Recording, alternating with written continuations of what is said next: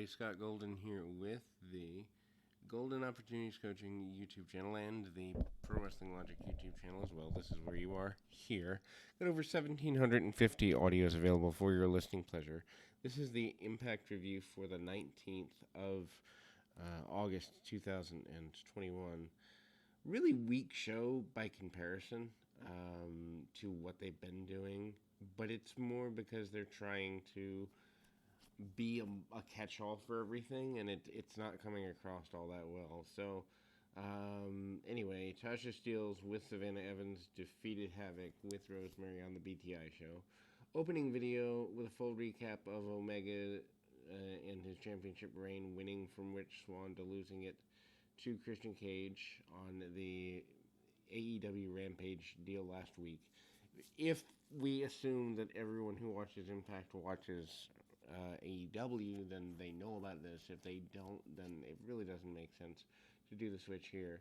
Josh Matthews and Jay Miller open the show in the ring. They're hyping the Christian Cage title win. Eddie Edwards and W. Morrissey stumble into ringside. They're brawling, and they'd end up being there with Sami Callihan, who runs into the save and disrupts everything that way. Callihan takes the mic and says he didn't want to wait for the match tonight. Calls out the rest of the participants. Chris Sabin and Sami Callihan defeats Moose and Ace Austin with Madman Fulton.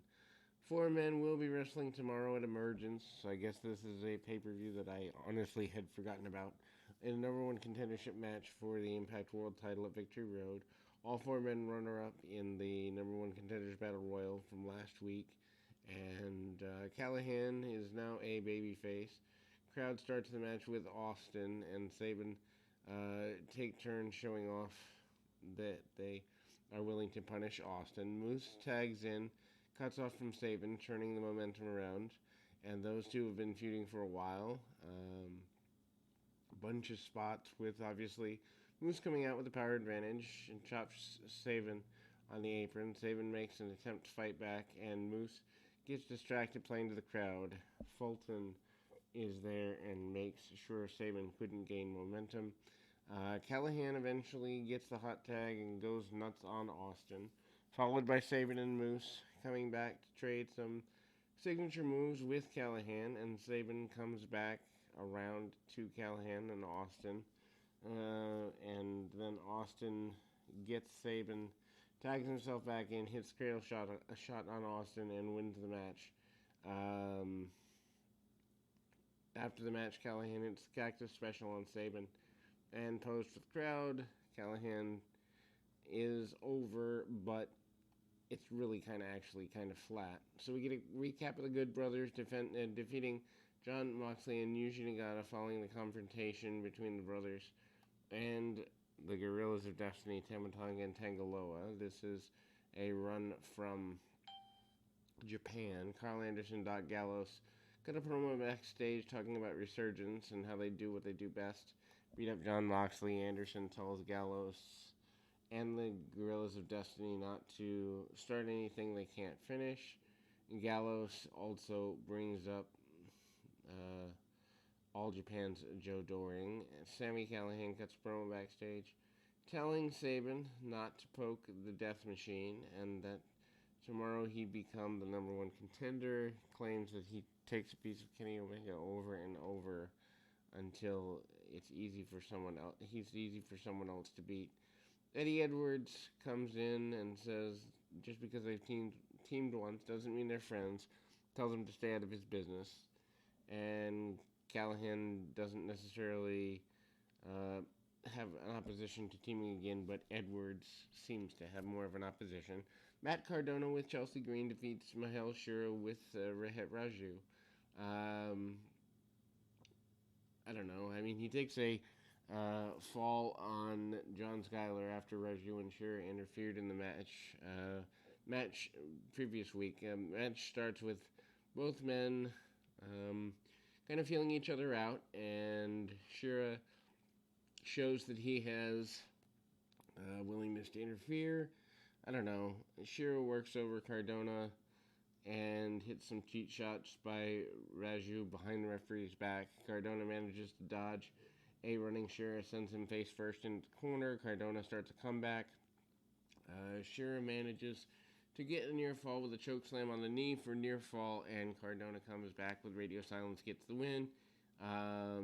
It was fine, but it's flat, and I can't imagine anybody who isn't an Impact diehard cares about this match or either character.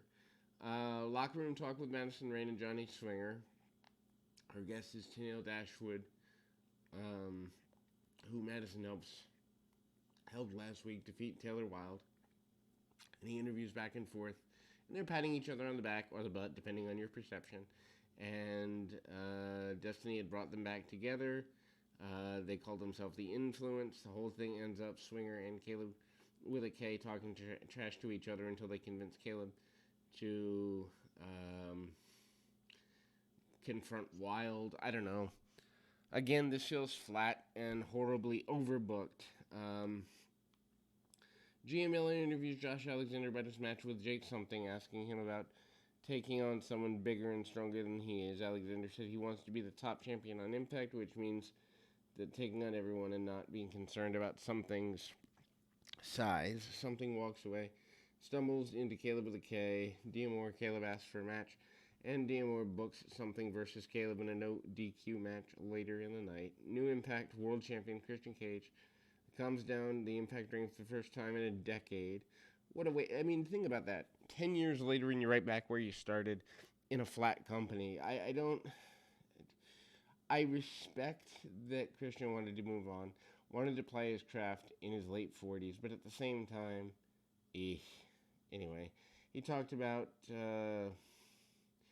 how Impact took a chance on him in 2005. Christian Cage said it's time to finally retire the TNA Championship because they had to look to the future.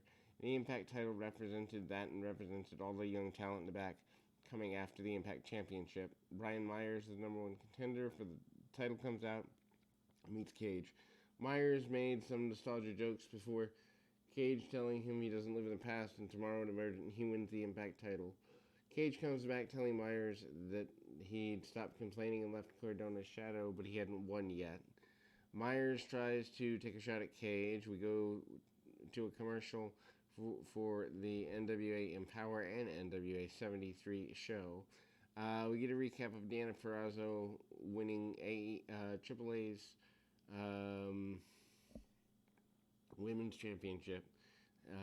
And then Melina defeats Brandy Lauren. Lauren, who was an independent standout a while ago. Pretty good deal here. Melina makes her Impact in-ring debut. Melina will be challenging for the Knockouts Championship at NWA Empower.